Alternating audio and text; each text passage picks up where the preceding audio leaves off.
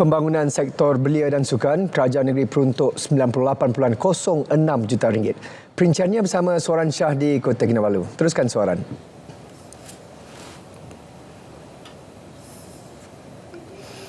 Ya, sahih. RM98.06 juta diperuntukkan kepada Kementerian Pembangunan Belia, Kemajuan Sukan dan Ekonomi Kreatif pada tahun ini bagi membangunkan sektor belia dan sukan Sabah.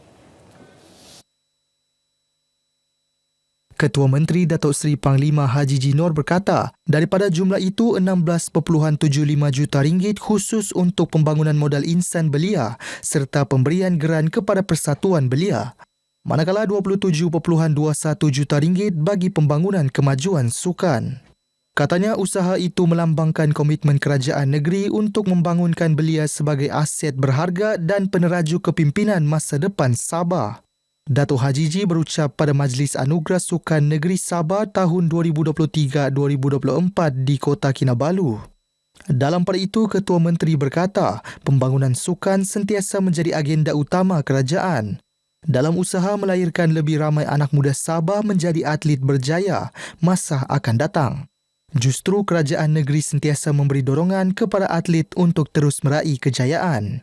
Ini termasuk menaikkan jumlah insentif kemenangan atlet semasa Sukan Malaysia Sukma 2024 di Sarawak dari RM5,000 kepada RM10,000 untuk pingat emas. Tabung kebajikan penggiat-penggiat sukan Sabah akan dilancar tahun ini. Ia bagi menjaga kebajikan para penggiat sukan di samping melahirkan lebih ramai ahli sukan berprestasi tinggi. Tabung tersebut kini dalam rangka perancangan oleh Kementerian Pembangunan Belia, Kemajuan Sukan dan Ekonomi Kreatif. Ketua Menteri Datuk Seri Panglima Haji G. Nor berkata, tabung berkenaan menyediakan bantuan perubatan, sokongan peralatan serta bantuan khusus untuk bekas atlet yang berdepan masalah kesihatan atau kecederaan. Menurut Datuk Haji G, penubuhan tabung berkenaan merupakan satu lagi pengiktirafan kerajaan negeri terhadap jasa dan pengorbanan atlet yang telah mengharumkan nama Sabah dan Malaysia di peringkat kebangsaan serta antarabangsa. Atlet pelayaran negara Muhammad Asnawi Iqbal Adam dan atlet pencak silat Nur Farah Mazlan dinobatkan olahragawan serta olahragawati negeri bagi edisi 2023-2024. Pengiktirafan itu susulan pencapaian cemerlang mereka di pentas antarabangsa termasuk kejayaan meraih pingat di Sukan C dan Sukan Asia. Kedua-dua mereka menerima anugerah yang disampaikan Yang di-Pertuan Negeri Tun Musa Aman serta membawa pulang trofi dan wang tunai RM10,000. Saya macam banyak kali mau jatuh, tapi saya teruskan juga usaha sampai ke titik ini. Sebelum ni, tahun 2021-2022, saya mendapat olahragawan harapan. 2023-2024, saya dapat olahragawan negeri Sabah. Saran saya terusnya confirm. Saya mau mewakili Malaysia untuk bermain Olimpik. Jangan mudah berputus asa dan jangan cepat berpuas hati dengan kita punya pencapaian lah. Kalau kita main sukan ni, kita tidak boleh berputus asa. Kalau ada cabaran, kita kena ambil dan hadapi dengan semangat. Sementara atlet para olahraga negara Eddie Bernard dan atlet para renang Brenda Anelia Leary masing-masing dinobatkan olahragawan para dan olahragawati para negeri Sabah. Kedua-dua mereka membawa pulang trofi serta wang tunai RM10,000. Manakala Presiden Persatuan Sepak Takraw Negeri Sabah Astaka Datuk Rosli Ibrahim menerima anugerah tokoh sukan Negeri Sabah. Wartawan RTM Sabah Muhammad Syafif Syahiran Deni turut menerima anugerah wartawan sukan multimedia. Majlis Anugerah Sukan Negeri Sabah kali ini menyaksikan penyampaian 16 kategori anugerah sebagai menghargai dedikasi atlet, jurulatih dan penggiat sukan.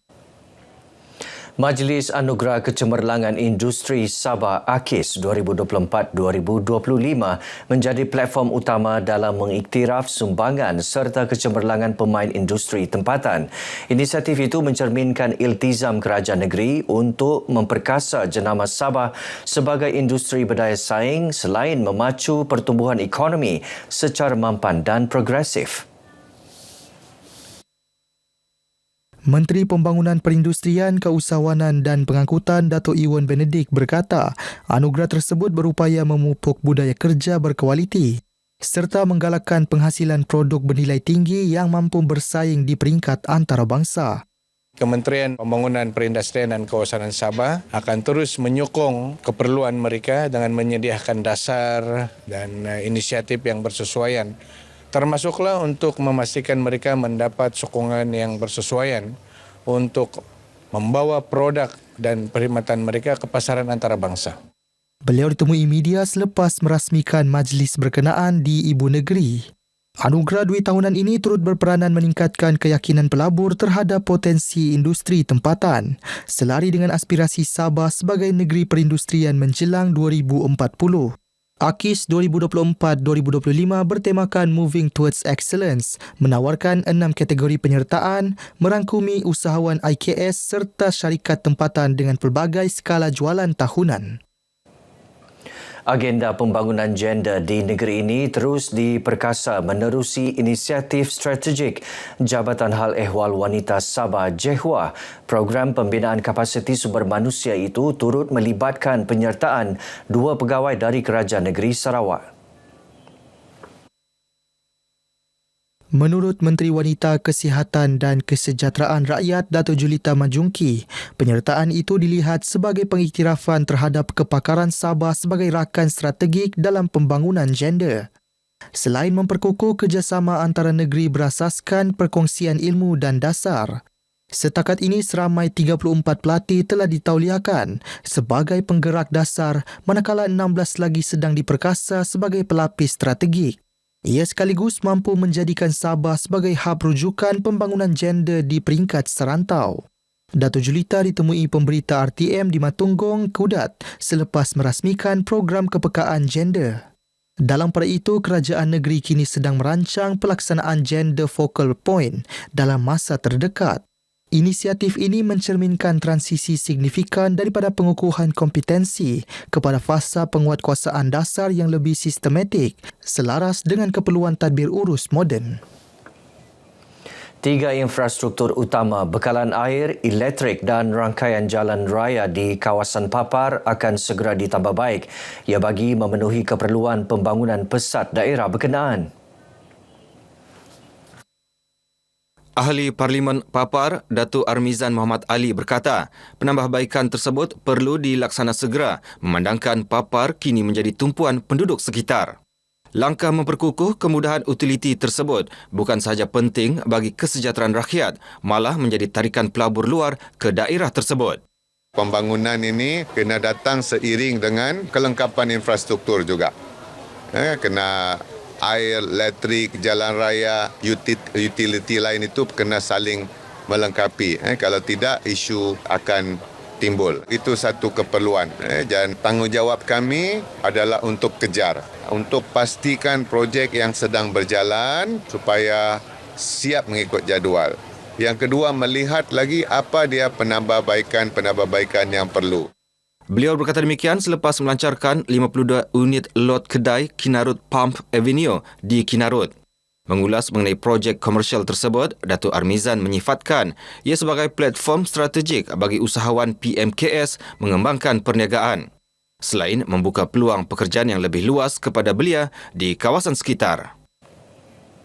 Pesta Makan-Makan dijenamakan semula sebagai Pesta Selera Kota Kinabalu. Acara ikonik ini tampil dengan konsep lebih segar dan inklusif bagi merancakkan lagi suasana malam di Ibu Negeri Sabah.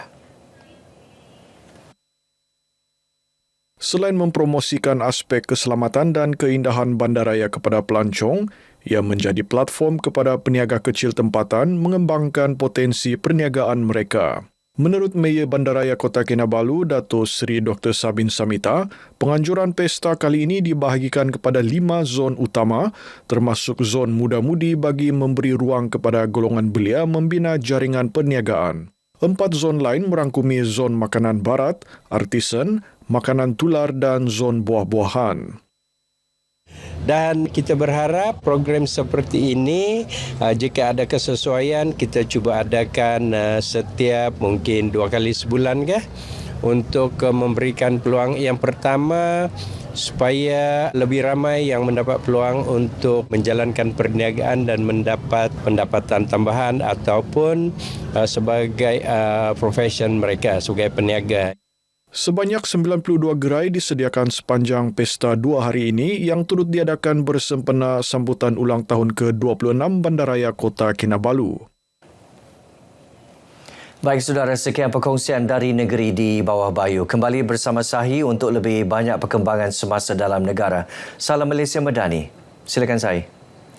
Baik Soran, terima kasih.